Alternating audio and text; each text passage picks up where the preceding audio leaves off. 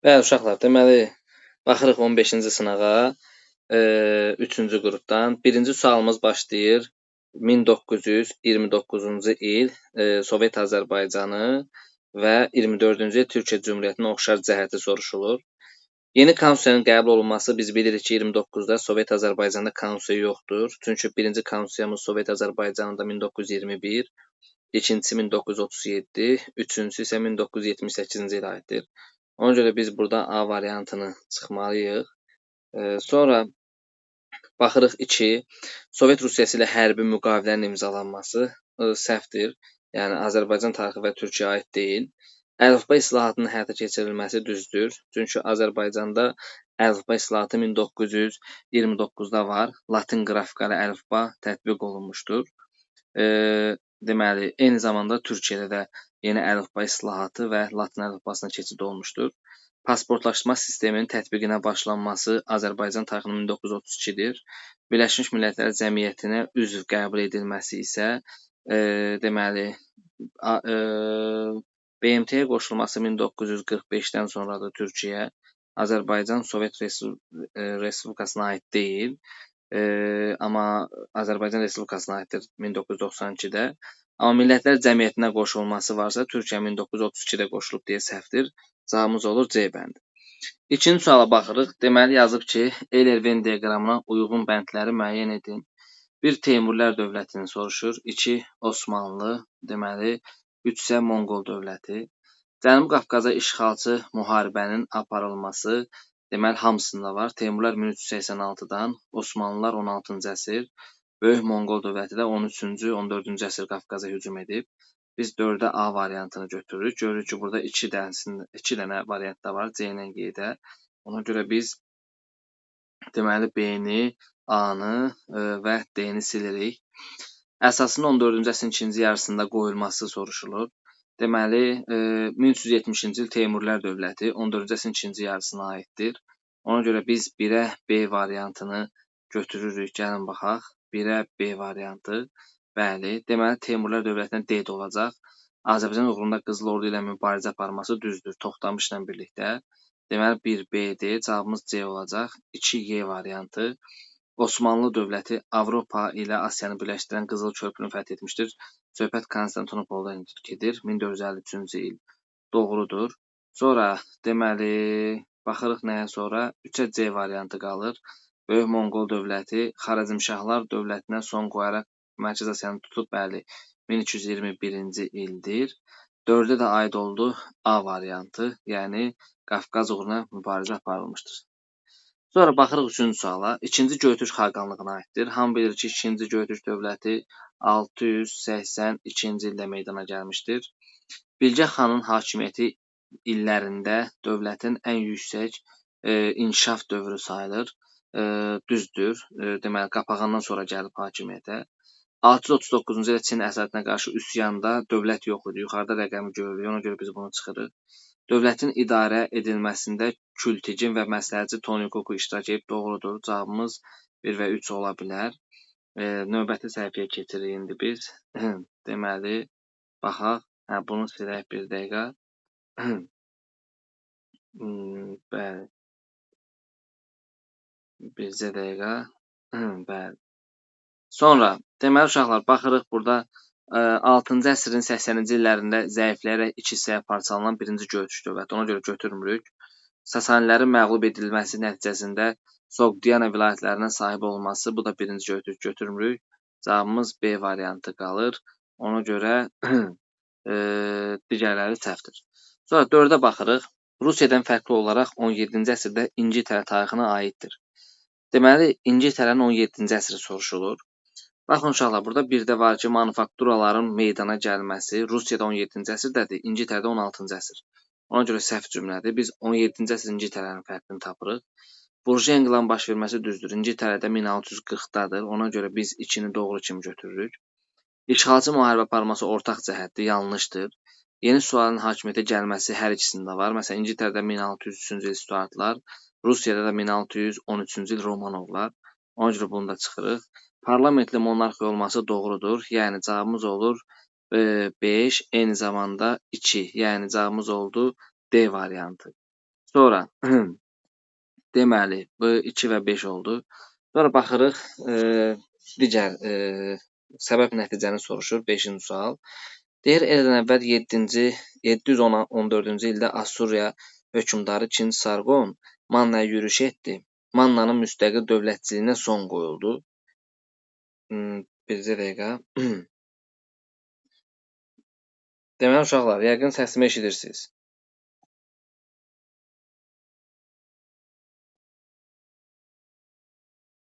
Bəli, eşidirsiniz. Deməli 5. 714-cü ildə Assuriya hökmdarı 2-ci Sarqon Mannaya yürüş etməsi, Mannanın müstəqil dövlətçiliyin son qoyulması səhvdir. Çünki Manna dövləti bilirik 590-da süqut edib.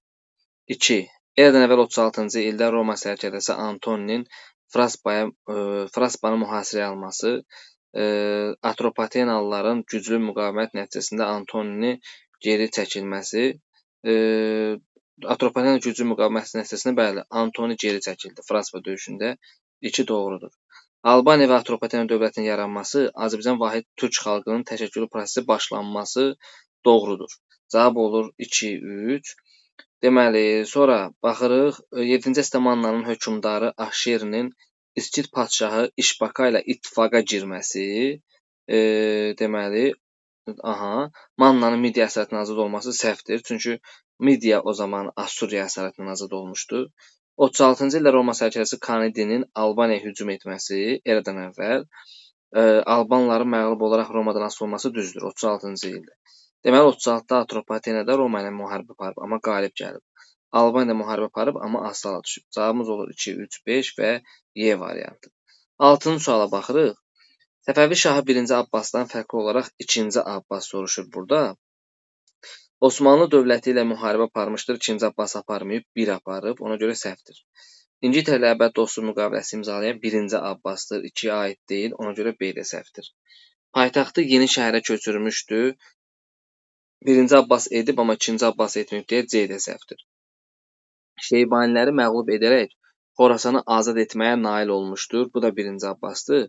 Cavabımız Y-dir. Rusiya ilə baş vermiş hərbi müqavimətin, münaqişənin dinc yolu nizama salması düzdür. 1662-ci ildədir. 7-ci suala baxırıq. İlk dəfə Azərbaycan torpaqlarını vahid dövlət halında birləşdirmiş türk sərkərdəsidir. Yusif Nəbsazdır. Dərbəsən təmir etdirmişdir.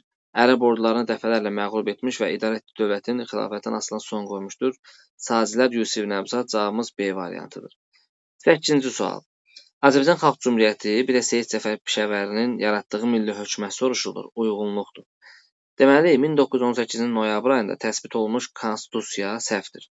Çünki Azərbaycan Xalq Cümhuriyyətinin konstitusiyası yoxdur. Biz A-nı çıxırıq. İtaliya ilə hərbi sahədə müqavilə bağlanmışdır. Düzdür. Azərbaycan Xalq Cümhuriyyəti 20-ci il. Bir də B variantı.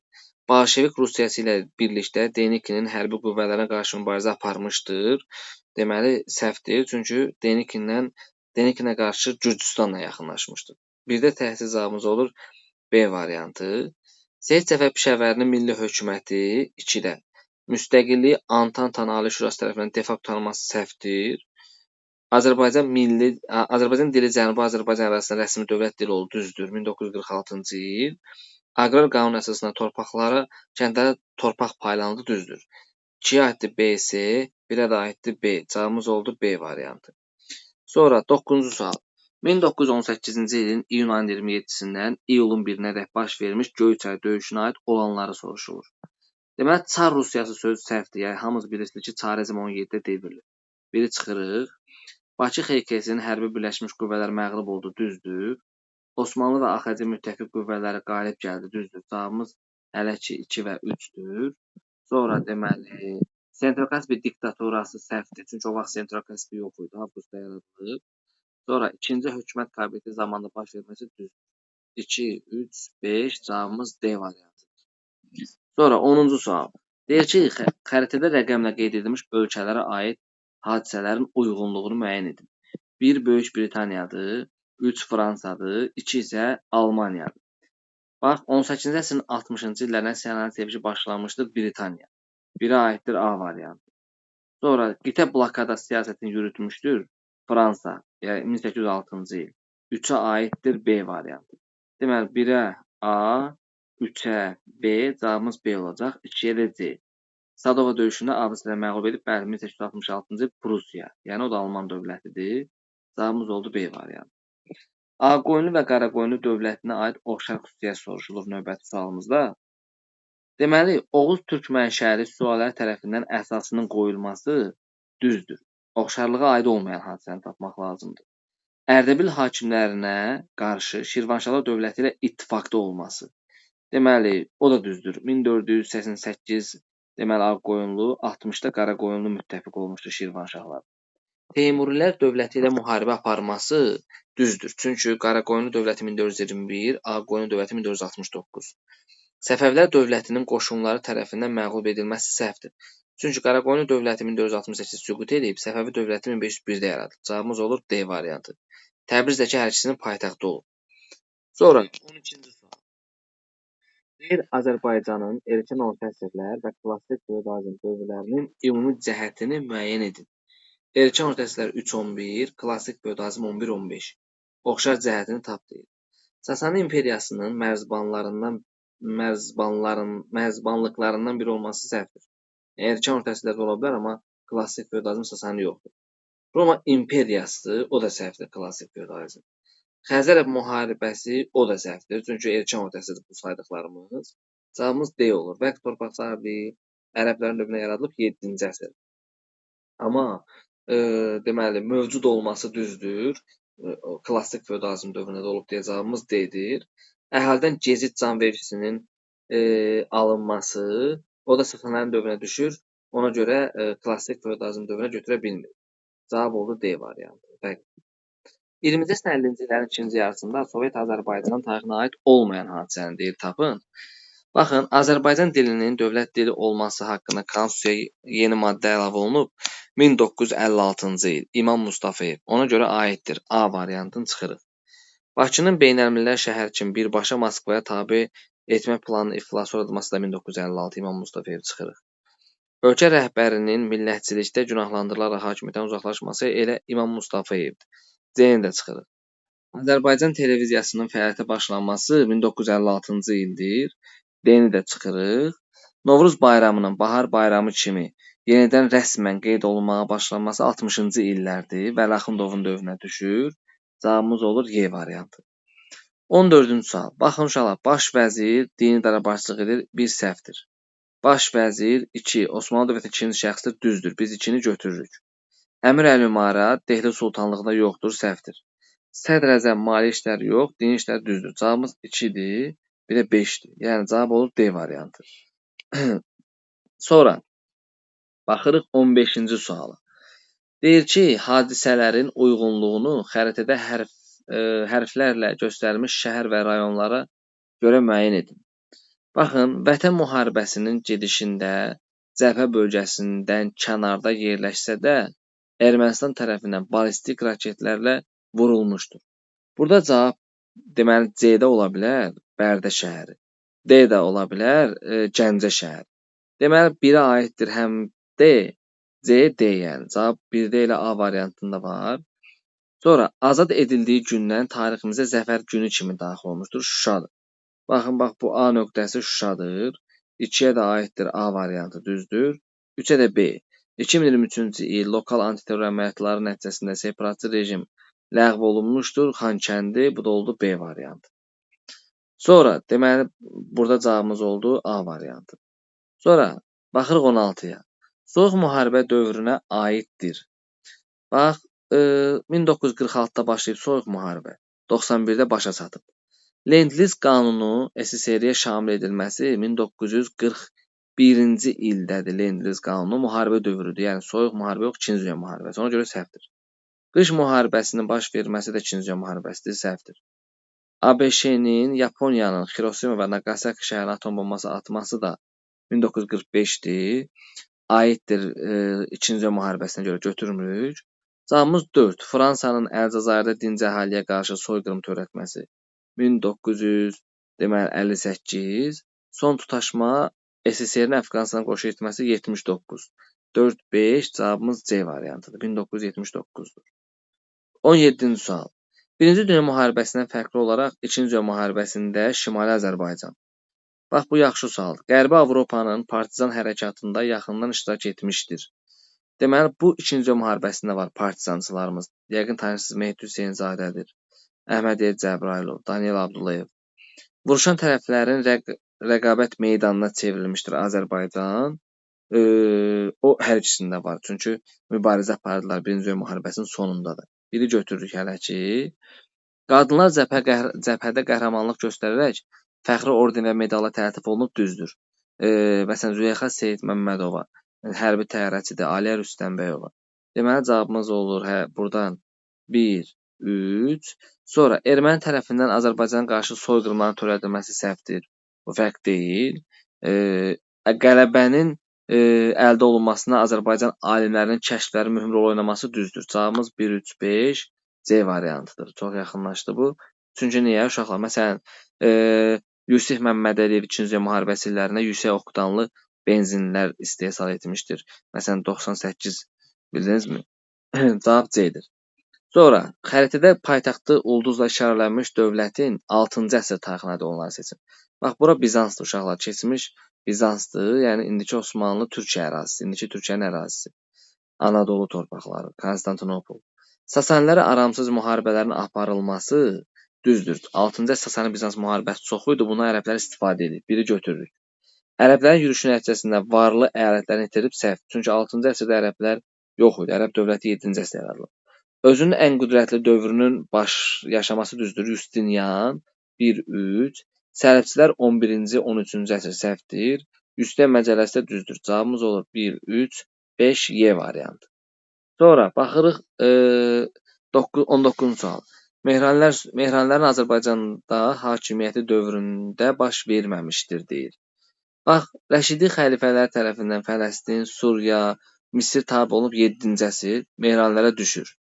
Ərəblərin Savalan dağı yaxınlığında Xəzərlər tərəfindən məğlub edilməsi 731-dir. Bu 8-ci əsrdir. 705-də süqut eləmişdi deyə bilirsiniz ki, bu düşmür. Cavabımız B-dir. Əməvilər sülaləsinin hakimiyyətə gəlməsi 661 düşür. Sasanilər dövlətinin varlığına son qoyulması 651 düşür. Qadisiyə döyüşü 636 düşür. İndi baxırıq 20-ci suala. Deməli deyir ki, 15-ci əsrdə Təbrizdə Ağqoyunlu hökmdarı Sultan Yaqub zamanında inşa olunub. Bu 85 saraydır uşaqlar, 1485. Cavabımız olur D variantı. Fatimə xanım qulaq asın, oynamayın orada. Sonra burada kitabxana, məscid, şəfa evi, cıdır meydanı və xiyaban inşa olunmuşdur. Cavab D variantıdır. Qeysəri bazarı 15-ci əsr, Göy məscid 15-ci əsr, Ərik qalası 15-ci əsr, Gülstan türbəsi 13-14-cü əsr. Cavabımız olur D variantı. 85 saray kompleksi Sultan Yaqubun zamanında inşa olunub. 21-ci sual. Böyük Moğol imperiyasının Dehli sultanlığından fərqli xüsusiyyətini seçin. Baxın uşaqlar, əsası türk sülalisi tərəfindən Hindistanda qoyulması ortaq cəhətdir hər ikisi. Monqol hərbi birləşmələri hücuma məruz qalan Dehlidir, Moğol deyil. Hökmdar məhdud səlahiyyətə malik olmuşdur, səhv cümlədir. Zəmindarlıq adlanan şərti torpaq mülkiyyət forması mövcud olmuşdur. Deməli, zəmindarlıq, iqta sahibləri zəmindar adlanırdı Dehlidə. Moğolda səhvdir, şərt torpaq cagirdir. Deməli, cavab Y-dir. Həm Moğol dövləti Osmanlı və Səfəvi dövlətinin dost əlaqəsi qurub, bildinizmi? Ona görə cavabımız olur Y variantı 21-də. Sonra 22-ci sual. Deyir Gəncə xanlığı, Bakı xanlığı, Lənkəran xanlığı. Deyir uyğunluğu tapın. Müəyyən müddət iki hakimiyyəti mövcud olmuşdur Gəncədə. Biri aiddir A variantı. Sonra müəyyən müddət Qarabağ xanlığından asılı olmuşdur yenə Gəncə. Gəncə, İrəvan, Naxçıvan, Ərdəbil Qarabağdan asılı olub. Biri aiddir A, B. Sonra 1767-ci ildə Quba xanlığından asılı vəzifə Bakı 2-yə aiddir C. Sonra Bayat savaşında iştirak etmişdir. Sizdə orada Şəkidir, Şamaxıdır, bir də Qarabağdır. Bunların heç biri burada yoxdur, götürmürük. Əsası Səfəvi nəsilləri tərəfindən qoyulmuşdur Lənkəran. O da Y. Yəni cavabımız olur B variantı. Sonra 23-cü sual. Şuşa şəhərinin tarixinə aid xüsusiyyətləri deyir müəyyən edin. Bax, 18-ci əsrin 50-ci illərində Pənahali tərəfindən əsası qoyulub, düzdür. Əslində 1751-də əsası qoyulub, 56-57-də isə inşası başa çatdırılıb. Təbrizli, Əylisli, Qazancı, Köçərli və s. kimi məhəllələr mövcud olub. Doğrudur bu da. 1, 2. Atçılıq təsərrüfatın mühüm sahələrindən birinə çevrilib. Düzdür. Cavab 1, 2, 3-dür. Memarlıqda şəbəkə üslubu uşaqlar əsasən Şəkidə falan olub. Qarabağ bölgəsində deyil. Ona görə 4 səhvdir. Kəlağayı da əsasən Şamaxı, Şəki bölgəsi deyə bu da səhvdir. İsmayıllı. Cavabımız bu 1, 2, 3 olur. 23-cü sual. Sonra 24-cü sual. Deyə 93-cü ildə baş vermiş hadisələri müəyyən edin. Baxın uşaqlar, Dövlət Müdafiə Şurası 93-dədir, düzdür. Əsrin müqaviləsinin imzalanması 94-dür, səhvdir. Murov dağı əməliyyatı 1994-cü ildir, uğursuz olub bilirsiniz, düzdür, 1-3. Heydər Əliyevin Ali Sovetin sədri seçilməsi, yox, 3 səhvdir, 94-də axı dedik Murov dağı. Bir daha deyirəm, Dövlət Müdafiə Şurası 93 götürürük, əsrin müqaviləsi 94 səhvdir. Sonra Murov dağı əməliyyatı həyata keçirilməsi 94 səhvdir. Heydər Əliyevin Ali Sovetin sədri seçilməsi 93-cü ilin iyun ayının 15-i düzdür. Cavab olur 1, 4. Azərbaycan Respublikasının prezident seçilməsi 1993-cü il oktyabr ayı 5. Cavab oldu 1, 4, 5. 25-ci sual. Ulu icmadan fərqli olaraq qəbilə icmasına aid olanları deyir tapın. Baxın, ağıllı insanlar tərəfindən yaradılmış insan birliyidir, düzdür, qəbilə. İbtidai icma dövrünün ilk insan kollektivi sayılması ulu icmadır, səhvdir. Mövcudluğu dövründə istehsal təsərrüfatının yaranması düzdür. Qəbilə icması dövrünə yaradılıb da, yəqin bilirsiniz. Neolitdə tam formalaşıb, mezolitdə əsası qoyulub. Deməli, cavabımız olur 1, 3. İlk dini inanclar alt paleolit səhvdir.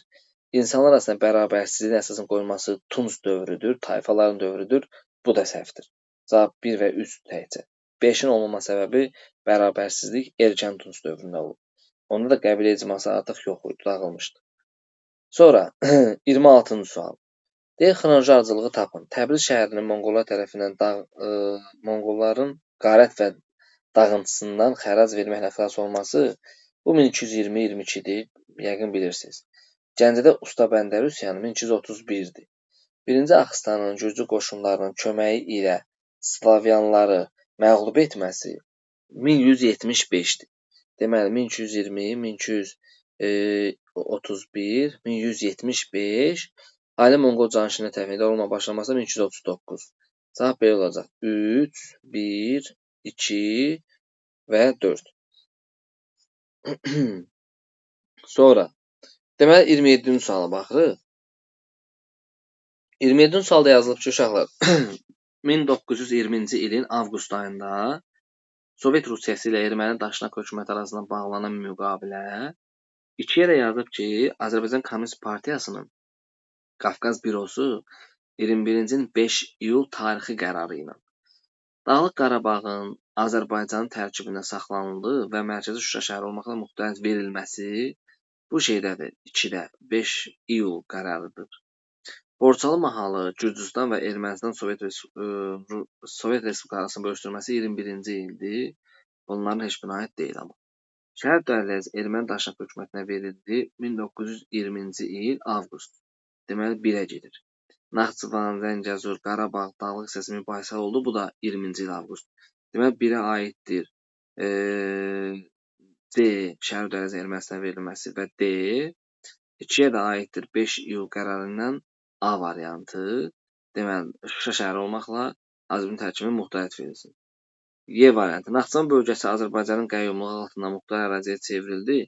Bu Naxçıvan MSSR yaradılıb 1924-cü il. Qars və Moskva müqaviləsinin şərtləridir. Ona görə səhvdir. Sonra keçirik 28-ci sual. Situasiyanı oxuruq. Yaxşı situasiyadır uşaqlar. Mudros müqaviləsi ölkənin azadlığı çox böyük təhlükə altında qoymuşdu. Osmanlı Sultanı Antanta dövlətlərinin təslim olma aktına qol çəkmiş, gənc türklərin liderləri isə xaricə qaçmışdı. Belə bir vaxtda Mustafa Kemalın başçılığı ilə işğalçılara qarşı azadlıq hərəkatı başlandı. Yunanlıların İzmirə qoşun çıxarması Mustafa Kemalın əməli addımlar atmağa sövq etdi. Nəticədə qüvvələri səfərbər etmək məqsədi ilə hüquqların müdafiəsi cəmiyyəti yaradıldı və Ankarada yeni parlament, Türkiyə Böyük Məclis, Millət Məclisi çağırıldı. İşğalçı dövlətlərin səyinə baxmayaraq Kəmalçıların Milli Azadlıq Hərəkatı türk xalqının qəhrəmanlıq salnaməsinə çevrildi. Yadelilər deməli, bəli, yadelilər türk ordusunun əks hücumuna tab gətirməyərək məğlub oldular və Anadoludan çıxarıldılar. Antanta 1923-cü ildə Türkiyə ilə sülh bağlamalı oldu. Bir neçə ay sonra Türkiyə ərazisindən Cümhuriyyətin ərazisində yaradıldığı elan edildi. Digər mənbədə bəhs edilən azadlıq mübarizəsi zamanı TBMM-nin hökumətinin Antantaya qarşı diplomatik əlaqə saxladığı dövlətin adını yazın. Bu Sovet Rusiyasıdır uşaqlar. O vaxtı Sovet Rusiyasının diplomatik əlaqə saxlamışdılar Antantaya qarşı. 29-da deyir ki, mənbədə bəhs edilən TBMM hökuməti ilə Antanta arasında bağlanmış müqavilənin Türkiyə üçün mühüm siyasi nəticəsini yazın. Bu bilirsiniz nədir uşaqlar? Bu Lozannada imzaladılar. Sevr müqaviləsi ləğv olundu. Eyni zamanda işğal ləğv olundu. Mudros ləğv olundu. 30-da mənbədə bəhs edilən yeni dövlətin yarandığı ilk illərdə həyata keçirilmiş mədəni tədbirlərdən ikisini yazın. Burada da yazmaq olar ki, mədrəsələr bağlanıldı, əlifba islahatı keçildi, şəriət və vəqf nazirlikləri ləğv edildi. Bax, bu 30-cu sualdır. İndi keçirik növbəti suala. 16-cı sınağa keçirik. Vaxtımız çatmayacaq, yenə də 10 dəqiqədən sonra qoşulacağıq. Böyük ehtimal.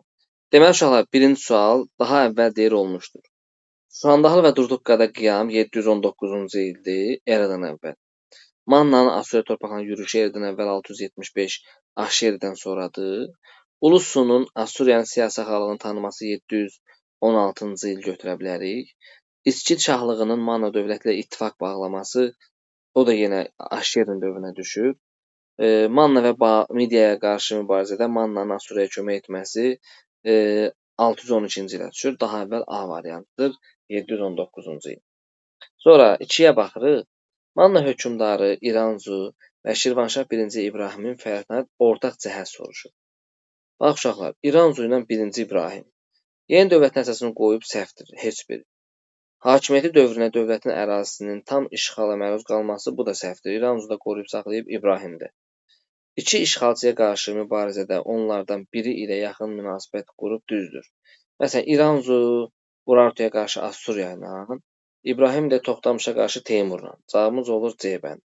Dövlətin paytaxt şəhərinin dəyişdirilməsi bilirsiniz ki, İranzuya aid deyil, İbrahimə də aid deyil. Ağır vergi siyasətinin həyata keçirilməsi heç birinə aid deyil. Üçüncü suala baxırıq. Deyir, Azərbaycan torpaqları Midiya satraplığına daxil olundu. İlk öncə şərtə baxaq, deyir, göstərilənlər arasında bu dövrə aid məlumat yoxdur. Bax, Midiya satraplığı Əhəmənilərin dövründə ola bilər. Cənubi Azərbaycan və Albaniya Azərbaycan kustunun şimal canişininə daxil olub. Bu sizdə Sasanidir, beni də çıxırıq. Sonra şimalda Dərbənddən, cənubda Zəncana qədər olan torpaqlar, bu sahicilərin dövründə də belədir uşaqlar. Elə ərəblərin dövründə də sərhədlər bu qədər genişlənmiş. İkisinə dair götürə bilərik.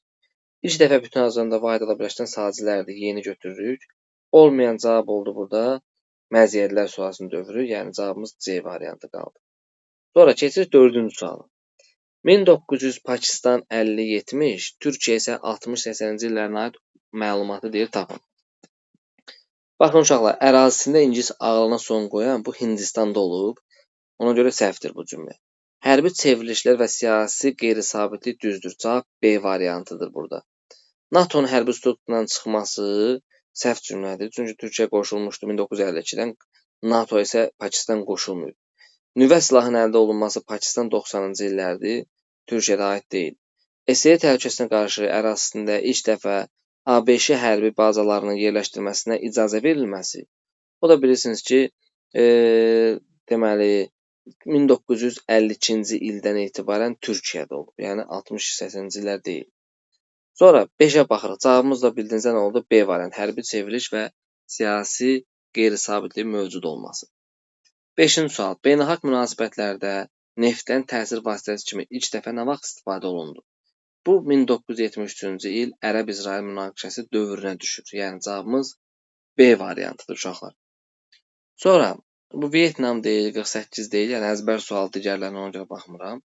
6-cı sual. Deyir ki, xəritədə rəqəmlərlə göstərilmiş dövlətlərin 19-cu əsr tarixinə aid uyğunluğunu tapın.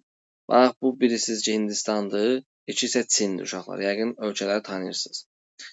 Kraliça Viktoriya bu ölkənin imperatrixası titulunu qəbul etmişdir. Bu Hindistandır, 1876-cı il. Yəni cavabımız 1-ə aiddir A variantı. Direkt müharibələr baş verib Çində 1840-42 və yaxud da 56-60, 2-yə gedir B bəndi. Burjuya inqilabı baş vermişdi 1911-13 Çindədir. Yəni bu 19-cu əsrə heç birinə aid deyil deyə C-ni çıxırıq variantlardan. Respublikanın elan olunması bilirsiniz də Çində 1911-dir, Hindistanda 1950-dir, ona görə də çıxırıq. Ümumiyyətlə C ilə D-ni çıxırıq. Deməli cavabımız olur 1A. Y də aiddir. Böyük Britaniya tərəfindən işğal başa çatdırılmışdır. 19-cu əsr Hindistanın bilirsiniz də 1956-cı il. 1-ə aiddir A ilə Y variantı, 2-yə aiddir B variantı. Yəni cavab B variantı qalır. Sonra 7-ci sual. Rusiya 1991-ci il avqust tarixinə aiddir. Burada cavab A-dır uşaqlar. Dövlət çevrilişinə edilən cəhdin uğursuz olması. Avqust qiyamı 91-də oldu. Bax, sosialist inqilabın baş verməsi yox, SSR-in son qoyulması dekabrdır. Sonra dövlətin rəsmi Rusiya Federasiyası 92-də adlanıb. Rusiyanın Respublikası elan olunması da ki 1991-in sonlarından etibarən. Sonra hadisə nəticələrin doğru verildiyi deyə cavabı müəyyən edin. 1917-ci il Rusiya imperiyasında siyasi dəyişikliklər baş verdi. Bakıda Türk Ədəmi Mərkəziyyət Müsavat Partiyası hakimiyyəti ələ keçirdi. Səhv cümlədir. Partiya 17-də yaradılıb, amma hakimiyyəti ələ keçirməyib. Türk Ədəmi Mərkəzi Müsavat Partiyası Yaşasın Azərbaycan muxtariyyəti şüarı irəli sürdü. Azərbaycan məfhumunun siyasi məna kəsb etməyə başlaması düzdür. Cavabımız B-dir. Rusiyada vətəndaş müharibəsinin başlanması, Cənubi Qafqaz Komissarlığının fəaliyyətinin güclənməsi səhvdir. Vətəndaş müharibəsi 18-20-dir. Komissarlığın fəaliyyətinin güclənməsi, komissarlıq ümumiyyətlə 1917-də yaradılıb, yəni daha əvvəl olub. Ona görə səhvdir. Xüsusi Cənubi Qafqaz Komitəsinin fəaliyyətini dayandırması, Cənubi Qafqaz Seyminin fəaliyyətə başlaması səhvdir. Çünki Seym bu fəaliyyətini dayandırıb 1917-ci ilin bilirsiniz noyabrında, Seym 18-in fevralında komissarlığın fəaliyyətini dayandırmasından sonra başlayıb. D də ona görə səhvdir. Bakıda Sovet hakimiyyəti qurulduğunun elan edilməsi 1917-ci il noyabrıdır. Bakı Şəhər Dumasının buraxılması 18-ci ilin aprel ayıdır. Ona görə bu da səhvdir. Cavabımız qalır B variantı. Sonra 9-cu sual. Deyir ki, 1942-43-cü illər müttəfiqlər bütün cəbhədə faşist blokunun hücumlarının qarşısını aldı və əks hücuma keçdilər. Atlantik və Sakit Okeanda üstünlük əldə edildi. Avropa cəbhəsinə əsas ağırlıq Sovet İttifaqının üzərinə düşmüşdü. Mətndə verilən hadisələrin gedişində, baxın, söhbət 42-43-dən gedir axı. 43-cü ilin yayında ən böyük tank döyüşü oldu, Kursk döyüşü düzdür. Müttəfiqlər Alman ərazisinə daxil oldu səhvdir. Bu 45-dən sonra, 44-dən sonra. Kursk döyüşündə Sovet ordusu qalib gəldi düzdür. Cavab 1-3. Sonra Sovet-Alman cəbhəsinə əsaslı döyüş başa çatdı. Kursk döyüşünün baş verməsi ilə düzdür. 1, 3, 4, Y bəndi. Sovet ərazisi tamamilə faşistlərdən azad olundu. O da 1944-cü ildə səhvdir. Cavabımız olur 1, 3, 4, Y variantı. Deməli, bəli uşaqlar, 10-cu suala baxırıq. Deməli, deyir ki, 10-cu sualda xəritədə rəqəmlə verilmiş ərazilərdə 19-cu əsrin 30-cu illərinə baş vermiş xalq üsyanlarına aid uyğunluğu tapın. Deməli, uşaqlar, baxırıq, bura, deməli, Qubadır, 2, Lənkərandır, sonra bir də ki, Carbala kəndi. Üsyan gedişində hərbi şuru olmuşdur, bu Qubadadır, yəni 3-ə aiddir A variantı, 3-ə aiddir A variantı, C-yə baxırıq. Sonra, deməli, üsyana əvvəllər ərazi idarə edən xan rəhbərlik etmişdir, Lənkəran. 2-yə də aiddir B variantı. Sonra, deməli, Məşədi Məhəmməd Şəki üsyanıdır, o yoxdur burada. Üsyançıları, yəni C səhvdir, Dağıstan və Borçalı əhalisi də qoşulmuşdur, səhvdir. Amma Şeyx Şabanın başçılığı altında Şeyx Şaban və Həmzət bəy də Carbala kəndi, birə də aiddir Y variantı. Yəni cavabımız olur C bəndi. Hərbi şura Quba üsyanına aid oldu. Keçmiş xan Lənkəran üsyanına aid oldu. Şeyx Şaban və Həmzət bəy isə Carbalakən üsyanına aid oldu. 11-ci sual. Deyir 19-cu əsrin ikinci yarısında Rusiyanın Cənubi Qafqazda keçirdiyi islahatın nəticəsidir. Milli burjuaziyanın formalaşmasının ləngiməsi yox, əksinə formalaşdı. Komendant idarə üsulu ikinci yarısı deyil, elə birinci yarısının ləğv olunub, ona görə səhvdir. Kəndli çıxışlarının baş verməsi üsyanın nəticəsində oldu, bəli. 19-cu ikinci yarısındakı islahatların nəticəsində kəndli çıxışlar oldu. Cavab C-dir. Xarici kapitalın neft sənayesinə uzaqlaşması yox, əksinə inkişaf edib ikinci yarısı. Şimal Azərbaycan tacirlərinin şərq ölkələrlə ənəvi ticarət əlaqələrinin genişləndirilməsi də ki, deməli, bu ikinci yarısı keçirilən islahatların nəticəsi deyil. Əksinə ticarətə zərbə vurmuşdular. Deməli, baxırıq 12-ci sual. Burada cavab oldu bizdə islahatlar nəticəsində çıxışlar baş verdi. C bəndi. John Kennedy'nin prezidentliyi dövründə Amerikanın xarici siyasətinin istiqamətlərini deyir müəyyən edin. 1. Maliyyə yardımı etməklə bir çox ölkələr özünü asıla salmaq istəyir, düzdür. 20-ci əsrin 60-cı illəri. Avropada nüfuzunu saxlamaq doğrudur. 1-2. İnkişaf etməkdə olan növbətiyə baxırıq. Ölkələrdə kommunist təhlükəsini qarşı almaq düzdür. Cavab 1-2-3 B variantıdır. ABŞ ordusunu Vyetnamdan çıxarılmaq o səhvdir. Çünki ondan sonra girib Amerika qoşunu Vyetnama 1965-də. SSR-in Əfqanistandan çıxarılmasına nail olmaq o vaxt o da səhvdir. SSR Əfqanistan 79-da girib, yəni 89-da da çıxıb. 4-5-i çıxırıq, cavab 1-2-3 B variantıdır. 13-cü sual. Rəşd müqaviləsi və Gəncə müqaviləsinin şərtindəki oxşar cəhətləri deyir tapın. Baxın, işğal dövründə Araz çayının sərhəd olması səhvdir.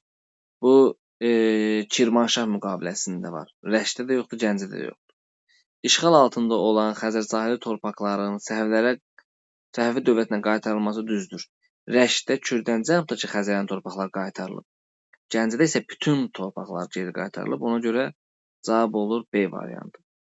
C-yə baxırıq. Cənubi Qafqazın Osmanlı və Rusiya imperiyasına bölüşdürülməsi bu 24 İstanbul müqaviləsidir. D-yə baxırıq. Azərbaycan torpaqlarının işğaldan tamamilə azad olunması 1935 Gəncə müqaviləsidir. Burada tamamilə sözü var deyə Rəşdə aid etmirik. Y-yə baxırıq. Osmanlı dövlətinin son 10 ildə Səfəvi irsindən işğal etdiyi torpaqlarda imtina etməsi, o da ki 1735-ci il 3 Mərdin döyüşündən sonradır. Yəni müqavilələr Rusiya Səfəvi arasındadır. Ona görə bunu Y variantı aid ola bilməz. Burada cavabımız oldu deməli B variantı. Torpaqlarımızı tərk etdilər. Rəşdə bir hissəsinin, Gəncədə isə bütün hissəsi. Sonra 14-ə baxırıq. Azərbaycanda 13-14-cü əsrlərdə inşa edilmiş memarlıq abidələrinə aid olmayanlar deyə tapın. Bax, Olcay Xudabəndə türbəsi 13-14-dür, aiddir. Mərdəkəndə dairəvi 4-künc qala aiddir. Şirvanşahlar saray kompleksi aid deyil, 15-ci əsr. Qeysəriyyə bazarı aid deyil, 15-ci əsr. Cavab 3-4, yəni D variantı qalır. 15-ci suala baxırıq. Deyir, məntiqi ardıcıllığı tamamlayın. Abbasilərin Azərbaycanda yürütdüyü vergi siyasəti. 2. Xürrəmlər hərəkatının baş verməsi. 3. Deməli, özümüz tapırıq. Azərbaycanda yeni din təşəkkül tapması səhvdir. Ondan əvvəl İslam dini onsuz inkişaf edirdi. Xilafətin zəifləyərək Səlcuq imperatorluğuna asılılıq qəbul etməsi səhvdir. Bu 1055-dir.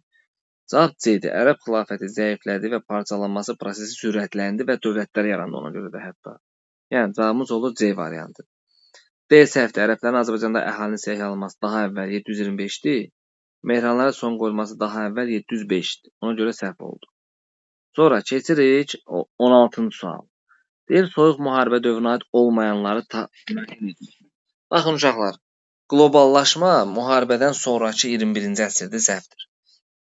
Mülayimləşmə deyirsə, bu düzdür. Rusiyada var. Dəmir pərdə ifadəsi də elə bundan sonra başlandı soyuq müharibə, yəni daha doğrusu bu ifadə ilə artıq var idi. Buzların əriməsi yenə Rusiyadadır. Yumşalma dövrü, mülayimləşmə, 2-3-4 aiddir. Yeni dünya nizamı da sosializmin süqutundan sonra cavab 1, 5, yəni D variantı qalır. Sonra 17. Atabəylər dövlətinə aid fəaliyyətinə dair uyğunluq pozulmuşdur. Burada dövlət yazmayıb uşaqlar. Atabəylərin prosto fəaliyyəti yazıb. A-ya baxırıq. Sultan Məsud Aranı iqta kimi bağışladı, Eldənizə düzdür. B-yə baxırıq. Təbrizi Asunqurların əlindən aldı. Demək, Məhəmməd Cahan Pəhləvan 1175-də olub, düzdür. Şirvanşah 1-ci Axistan Eldənizlərdən asılı vəziyyətə düşdü. Özbək səhvdir. Çünki onu Qızıl Arslan etmişdi 1190-cı il. Cavabımız C variantıdır. Həmədan yaxınlığa döyüşdə 3-cü Toğrul məğlub oldu 1190 Qızıl Arslan, düzdür. Dövlətin zəifləməsinə səbəb olan feodal çəkişmələrin qarşısını ala bilmədi. Əbubəkir, düzdür və parçalanması oradan başlandı elə. Cavabımız qaldı C variantı.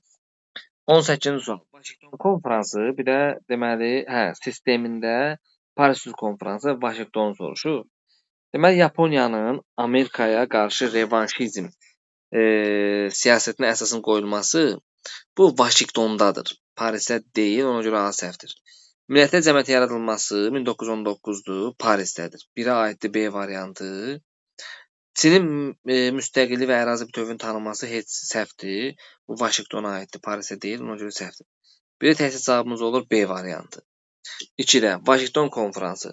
Dövlət 4 dövlət müqaviləsinin imzalanması Vaşinqtondadır. Düzdür. 2-yə A-dır. Deməli, 1-ə B, 2-yə A, bir də C-dir, bəli. ABŞ-ın açıq qapı sistemi elə bizdə Yaponiya, Çinə dair daha doğrusu. Cavab olur 2 A, D, C daha doğrusu. Birisi olur B. 2-də B-yə baxaq. Dövlətlərarası münasibətlərdə millət amilinin əsas rol oynaması səhvdir. Çünki onların əslində məqsədləri fərqli idi. Silahlar məhdudlaşdırmaq, mülklərin bərabər qorumaq. Sonra keçirik 19-cu sual. Vətən müharibəsi zamanı Azərbaycan fəaliyyətinə aid deyil. Türkiyədən güclü diplomatik dəstək aldı, düzdür. BMT qətnamələrinin dinç yolla yerinə yetirilmədiyindən Xankəndi döyüşdə azad etdi. Ümumiyyətlə uşaqlar, 2-ci Vətən müharibəsi dövründə deyil. Xankəndi bilirsiniz ki, antiterror əməliyyatı nəticəsində 2023-cü il. Ona görə biz B-ni götürürük, aid olmayan. İran İslam Respublikası ilə sərhəd xətti nəzarətinin bərpa olunması düzdür. Qarşı tərəfin mülki şəxs ilə yanaşı hərbiçilərinə də insanpərvər münasibət bəslədi, bəli. Çətin relyef baxmayaraq ordusu demək olar ki, hər gün cəbhə xəttini irəlilədi, düzdür. Cavabımız oldu B variantı. Xankəndi yəni. 20-ci sual. Deyək, xəritədə rəqəmlə verilmiş xanlıqlara aid uyğunluğu tap. Bax, bu İrəvan xanlığı 1, Qarabağ xanlığı 3, Şamaxı xanlığı 2. Deməli, uşaqlar, Usta Mirzə Cəfərin rəhbərliyi Sərdar sarayı. Bu İrəvandadır, 18-ci əsr. 1-ə aiddir A variantı. Sonra, Qubalı Fətəli xan özünə dayaq yaratmaq ötürü öz tərəfdarlarını buraya köçdü. Bu Şamaxı olub. Cavab 2-yə B variantı gəlir. Müəyyən müddət iki hakimiyyətin mövzu olması yenə elə Şamaxıda olur. 2-yə gəlir. 80-ci illərdə Qubalı Fətəli xanın hücumunu dəf etməsi Qarabağa aiddir. 1780-81-də Quba hücum etmişdi Qarabağa. 3-ə D gəlir. 18-ci əsrin 50-ci illərində hakimiyyətə Qacar sülaləsi gəlmişdi. İrəvanda 1755 hakimiyyətə Həsən Əli gəlmişdi və nəticəsində Qacarların hakimiyyət dövrü başlayıb. Cavabımız oldu A variantı. Sonra keçirik 21-ci suala. Deyir, 2-ci Mehmedin Trabzon üzərinə yürüşü 1461-də yəqin bilirsiniz. Ağqoyunlu Avropa ticarət əlaqələrinə ağır zərbə vurdu, düzdür. Teymurlərin və Cəlalilərin Azərbaycan torpaqlarına hakimiyyətin son qoyulması, hakimiyyət Qaraqoyunların əlinə cəmləndi, düzdür, 1410-cu il. Cavab 1-2-dir. Cabana döyüşü 1500-də olub, Şirvanşahlar son qoyulub sözü səhvdir, çünki 38-dədir. 1410-cu ildə Təbriz yaxınlığında döyüş baş verib, Qara Yusif Sultan Əhmədə məğlub olub yox, Qara Yusif qalib gəlib. Cavabımız oldu 1-2, yəni Y variantı.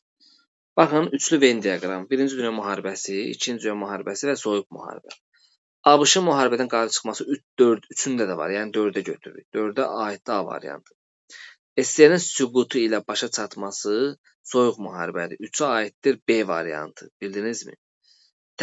Yarım əsr davam etməsi bu soyuq müharibədir. 46-dan 91-ə qədər. 3-ə həm də C variantı aiddir. Birləşmiş Millətlər Bəyannaməsi imzalanıb 2-ci Dünya müharibəsi illərində 1942-ci il. 2-yə aiddir D variantı. Sonra əsasən vuruşan tərəflərdən Antanta və Dövlətlər İttifaqı arasında olub 1. Yəni 1-ci Dünya müharibəsi. 1-ə də aiddir Y variantı. Cavabımız oldu B bəndi. Sonra 23-cü sual. Şirvanşah 1-ci İbrahim, Qubalı Fətəli xan və Ağa Məhəmmədə aid oxşar cəhətləri tapın.